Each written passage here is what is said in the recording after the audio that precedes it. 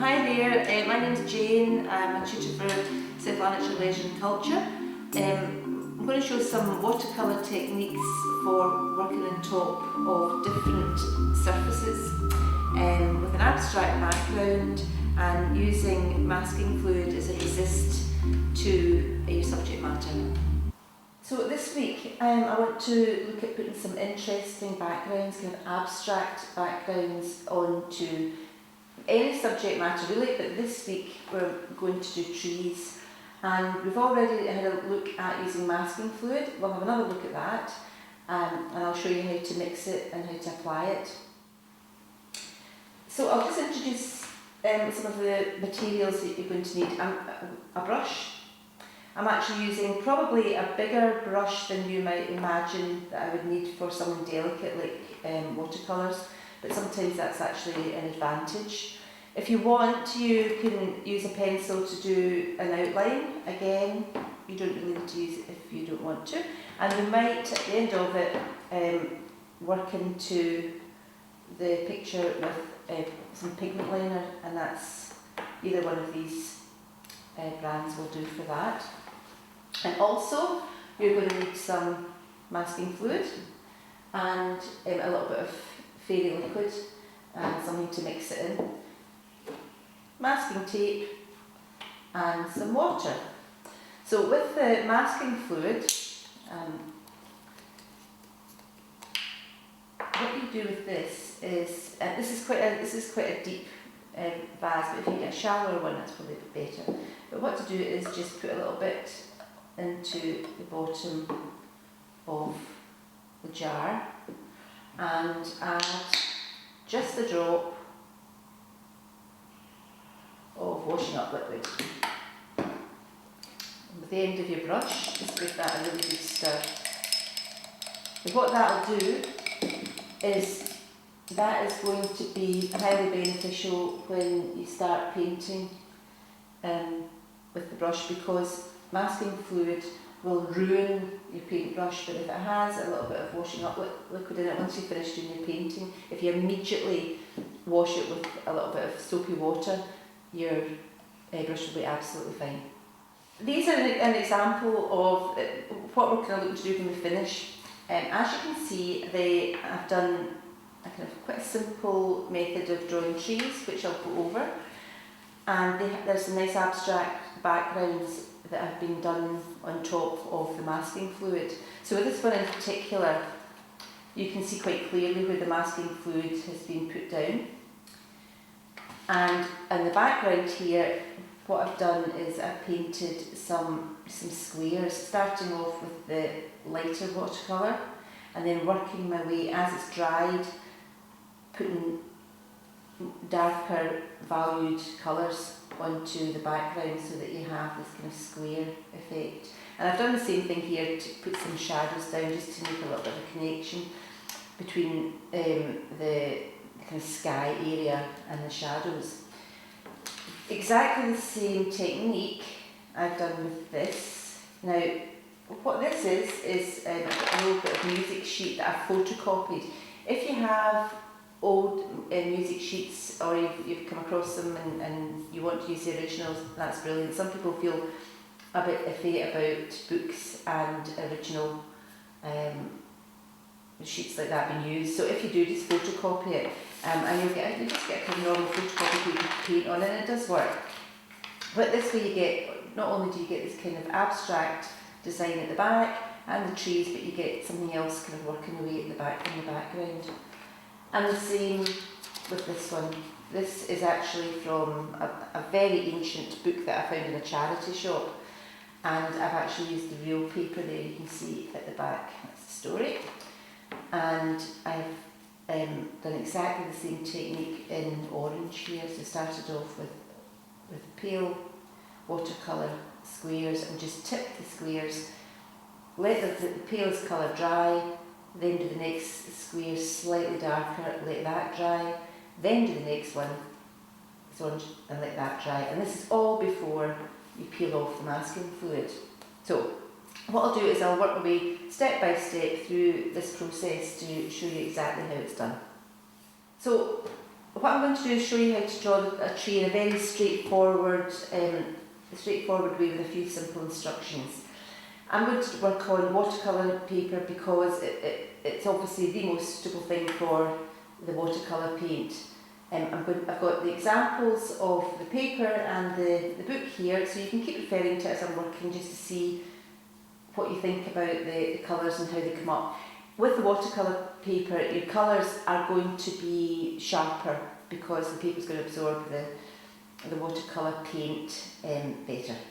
So what I'm going to do is take some of the mixed masking fluid with the washing up liquid, and I'm going to paint my tree. So I'm going to start the tree kind of maybe just near the bottom, just around about here. Not necessarily putting a big ornate root system in it. Trees just come up out of the ground. What I'm doing is I'm going to paint this masking fluid onto the paper, and it is going to dry very quickly actually, and it will become kind of rubberised, so that anything that we paint on top of it is going to what we call mask it.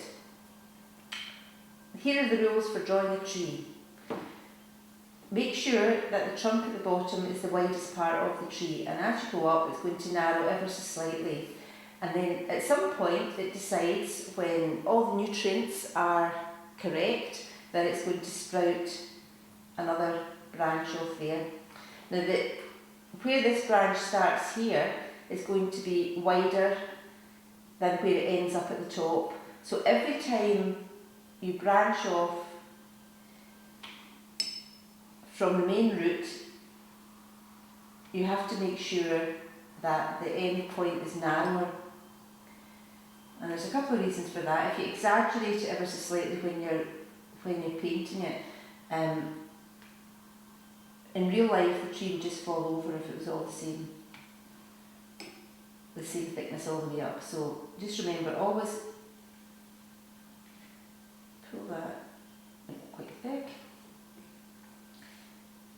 and have one main part of the trunk, and remember it's got to get narrowed as well, that will lead up all the way up. Now obviously trees have lots of different personalities, although you might have the same species of tree, each one is going to be slightly different. But be careful, if you're not used to drawing them, that you actually maybe stop the main part of your trunk too soon and you end up with something that looks a bit like a yucca plant. So I'm just going to pull these out, and you can put some interesting shapes. Just make sure that they get lighter in kind of substance as they go along. Now we're going to be painting over, putting some kind of masses of foliage onto this, maybe. We'll try it, we'll give it a try. And what you might want to do is, instead of taking one of the branches all the way up, is to leave a gap, right? So that when you go to put some paint on top, you're not always having to paint over a branch.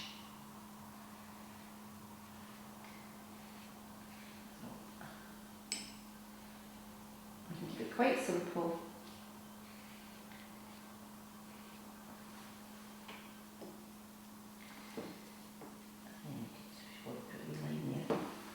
So as you can see, you can hardly see anything.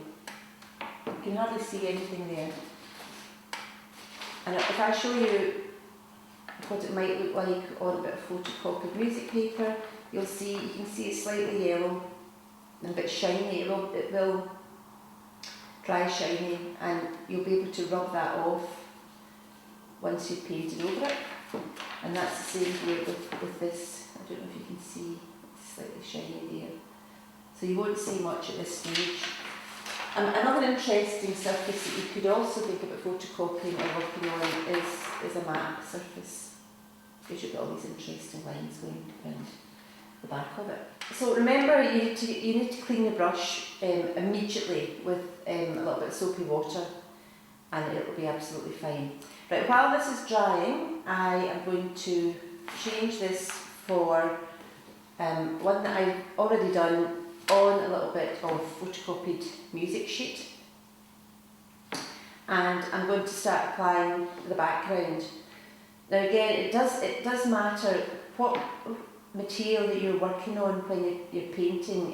It depends how absorbent it is, it depends what colour it is as to how the paints are coming out. So you can see with these ones here, they're probably a little bit more muted, a little bit more romantic maybe, and these are a little bit more bold in the colours. So bear that in mind. If you're wanting to go for some really bright colours, then I would recommend that you work directly just onto watercolour paper. So we're using the same paints that we've been using for the other exercises, which is a little travelling watercolour set with pans. And I'll just show you the technique that I use for this particular design at the back. So what I'm going to do is I'm going to work in, I think we'll go for some yellows.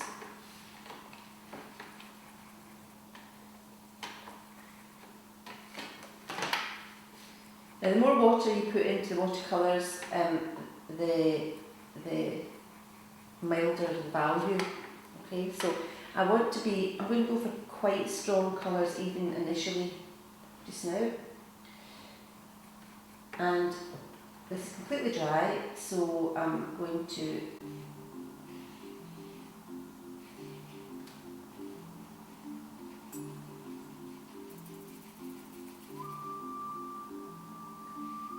just paint in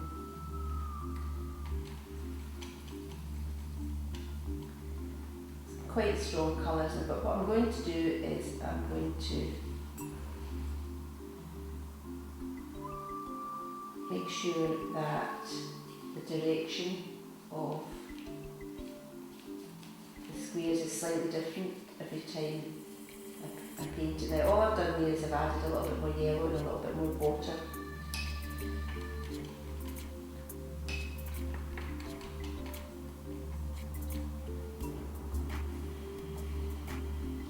And remember, you can kind of go outside, you know, right out to the edge, because if you end up wanting to frame this, and you can, what's going on the outside you can put within an aperture in the frame.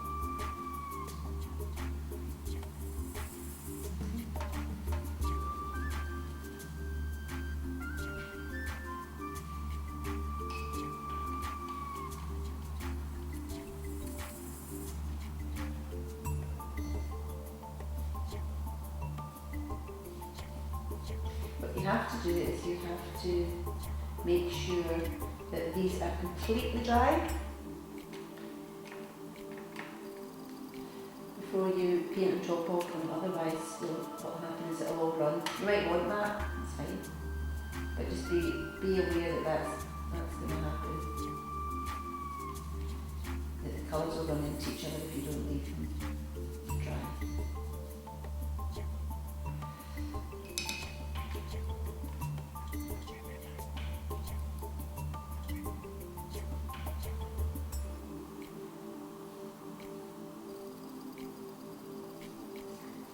Change it if you put down the line and it's looking too similar to the ones above it, then you can just change it by making it slightly bigger. So I've got a kind of variety of quite lightweight colour there and some darker value colours, and I'm going to leave that to dry just now. And what I'll do is I'm going to move over to one that I've done already, but I've used different patterns. So instead of using the squares, what I've done is I've put in the tree, and then I've just done squiggles and circles. And it's difficult to see what it's actually going to be like, but you're experimenting with it. You're experimenting with it anyway. So on this side, I have done a bonsai tree, and I've just put in the very, very lightest areas. I'll just give you another wee demo here. So I put in a very, very, very light sort of kind of almost sort of grey purple, and the more pigment I have and the less water that I have, you can see I'm getting a real different effect there. And I'm just going to paint round.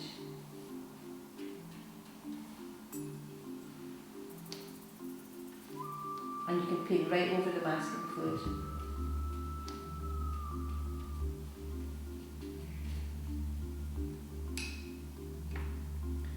If you want to at this stage, as long as your masking fluid is dry, what you can do is you can put some water, just a little layer of water over the top.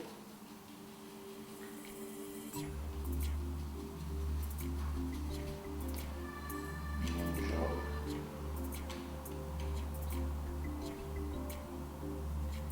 Drop some colours in like that.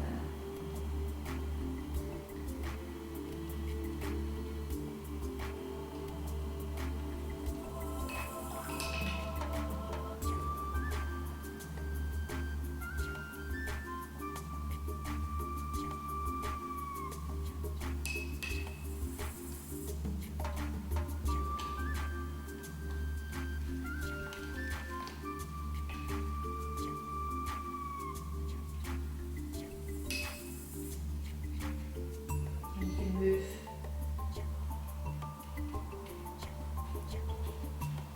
colour around as well. You can reactivate. I'm going to pull this right there.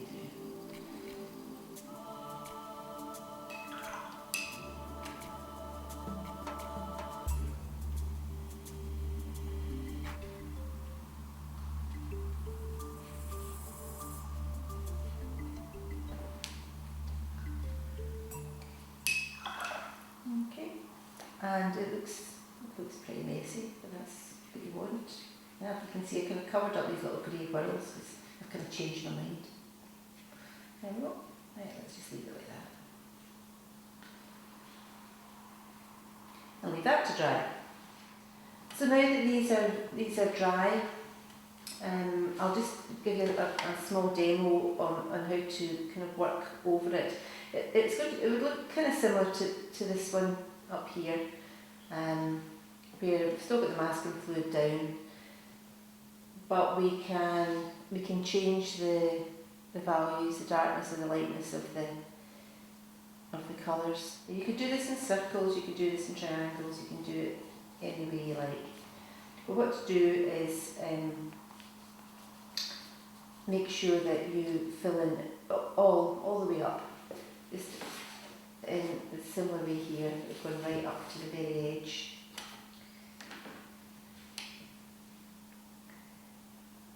And just build it up. And just remember that the more of the pigment you use and the less of the water, then the stronger the colour and the more you'll be able to cover what's underneath. Although with watercolours are transparent paint anyway, so that's sometimes why they can be quite difficult to work with until you get the hang of them. Okay, so you would just keep working over. You can overlap too. And what will happen is where you overlap, you'll get another colour happening. Where the overlap will be slightly darker. So that's what you do. You just work it up in the same way that I did it with this. And here I've just done kind of circles in the bottom where the grass is, but I've actually just painted in with a kind of loose dark blue watercolour at the top in a bit more of a traditional way. And you put that aside once you've completed it, and also put in a bit of ground here as well and leave it to dry. So the next stage is we've decided that we like what we've done and it's completely dry, and then what you need to do is you just go and with a thumb, and I would say gently, but actually Sometimes you have to add quite a bit of pressure and just take the masking fluid off. And it's at this point you'll see areas that you maybe missed out when you put the masking fluid down.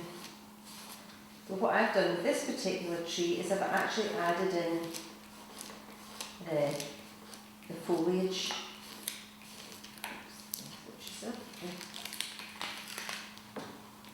Masking tape.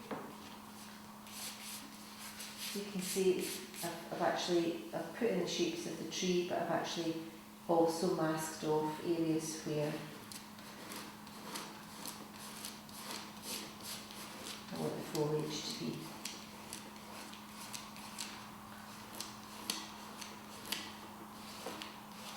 Now you can approach this whichever way you want really.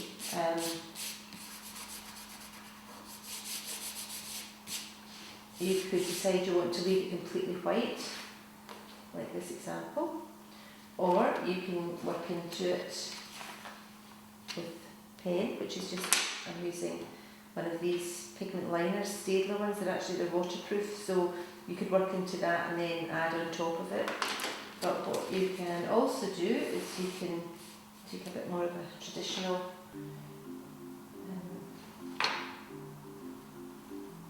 approach to it.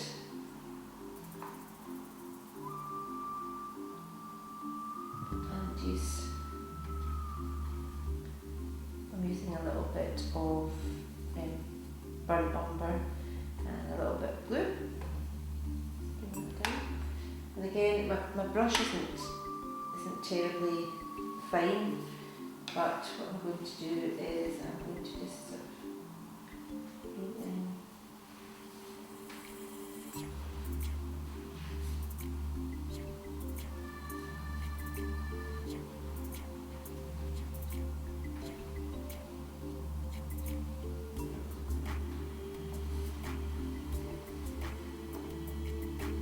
A light ground.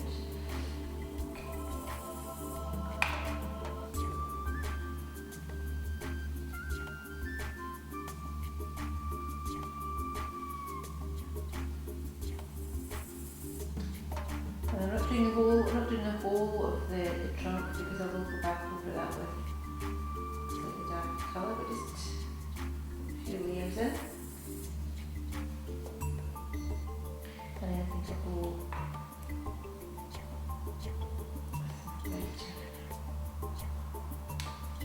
what I can do is I'm going to take a yellow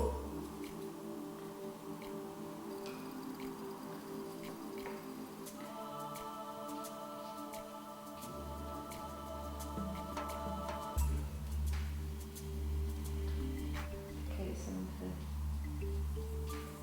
foliage.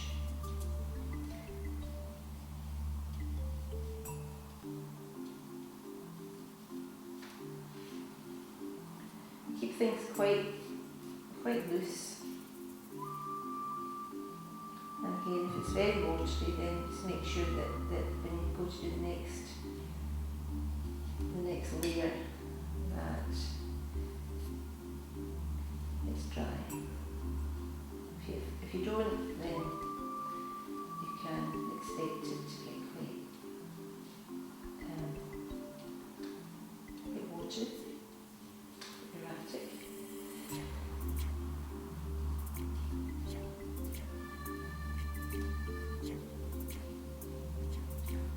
A little bit of the masking tape has come off the top here, so if you just make sure that if that happens and you want to get a nice even edge, just don't paint underneath.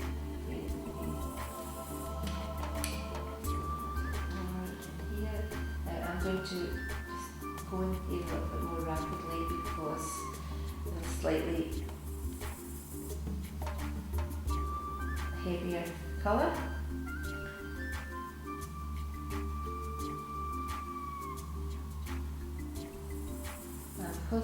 Because the paint underneath isn't completely dry, it will probably sort of run in and play in, but that's fine.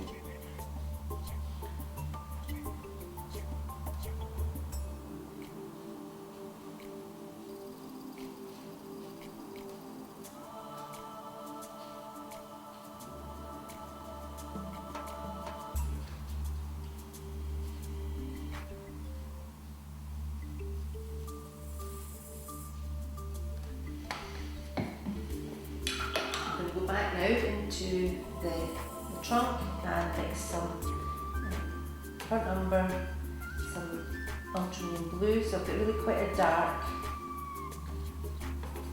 brown. Remember when the watercolour dries a little bit lighter, so I'm just going to condense it there and flatten out the brush so it overlaps. Right here. And in the inside.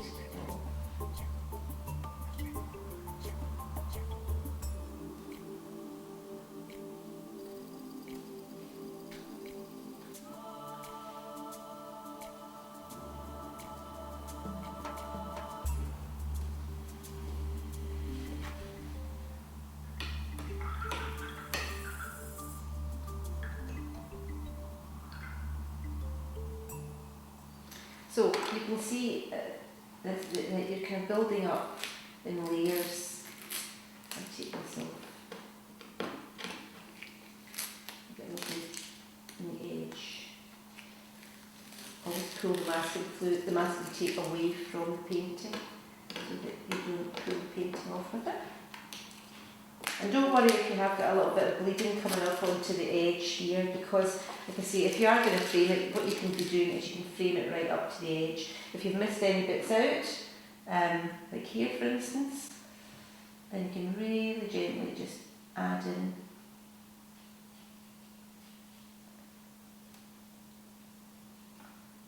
little areas like that.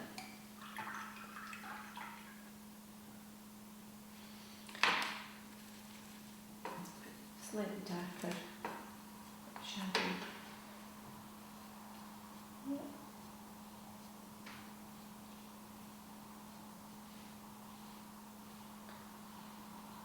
By adding blue instead of black, be careful. Burnt umber, dark brown, very dark brown and blue is better than black. It doesn't deaden the colour as much as black, so just be careful if you're adding shadows. I always use a blue instead. Play about with it as much as you can. Look at that. With this, you could put a plain bit of watercolour in here and just work in with the trees, or you can take a pen like this, which is waterproof, and you could start working in over the lines.